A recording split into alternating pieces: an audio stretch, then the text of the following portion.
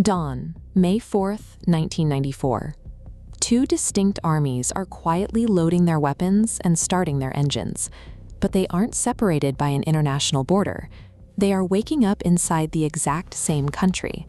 They fly the same flag and supposedly operate under the same constitution, but the political pressure between them has reached a boiling point. By the time the sun sets, one of these forces will be fighting for its survival. Welcome to the channel. Today, we're dissecting the exact day a modern state tore itself apart from the inside out. The gunfire on this morning triggered the structural collapse of the modern Yemeni state. To understand how two rival armies ended up sharing the same territory, we have to look at this map of the Arabian Peninsula from before 1990. Yemen was split, the conservative north and the Marxist south. When Soviet funding dried up, both faced severe economic pressure. In a rush to pool resources, their leaders signed an emergency agreement to unify into a single nation. They combined their parliaments and centralized their ministries in the capital. But they left one crucial detail unresolved. The two hostile, heavily armed militaries were never actually integrated. Unification was treated as a top-down bureaucratic handshake. Leaving those armed forces intact and independent created a geopolitical time bomb. Almost immediately, the northern president, Ali Abdallah Saleh, began centralizing executive power in the northern capital of Sana'a. Newly discovered oil fields in the south were generating massive revenues. Instead of sharing this wealth, northern elites and tribal networks siphoned the money directly into their own patronage systems. The economic marginalization soon turned into physical violence.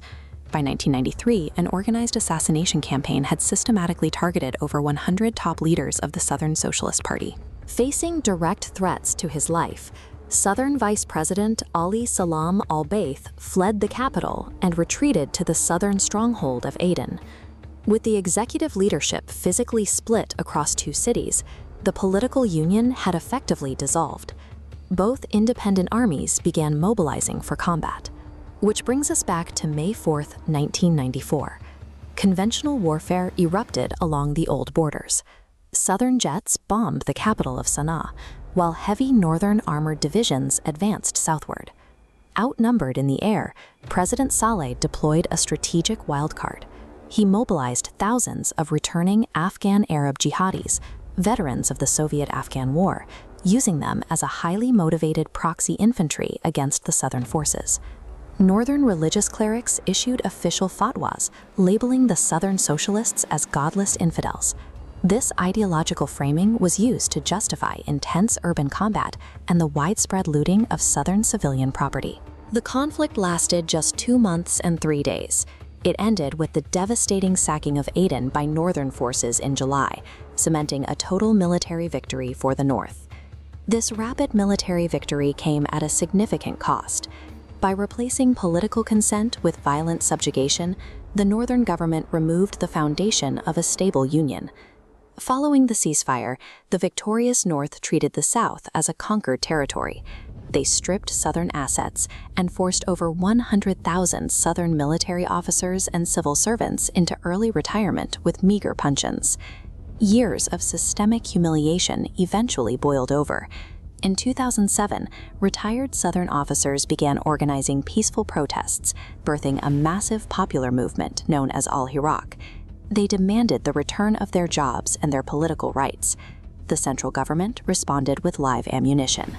Facing continuous violent crackdowns, the Southern movement was forced to militarize, eventually evolving into the heavily armed Southern Transitional Council. The Northern attempt to completely erase the Southern political identity failed. Instead, it crystallized that identity into a highly organized, permanent insurgency. Fast forward to the present day, and those unresolved fault lines from 1994 have broken the nation's geographic boundaries into a patchwork of competing centers of power. Today's multi-sided conflict involves regional powers and religious movements like the Houthis, yet it operates on top of that same failed 1990 foundation. The two armies that woke up aiming at each other on that spring morning in 1994 didn't resolve their differences. Their resentment merely went underground, expanded, and eventually tore the country apart. If you want to understand the deep historical roots behind today's global conflicts, make sure to hit subscribe. The unity declared in 1990 and enforced by tanks in 1994 was a geopolitical illusion. Ultimately, it destroyed the very state it was meant to save.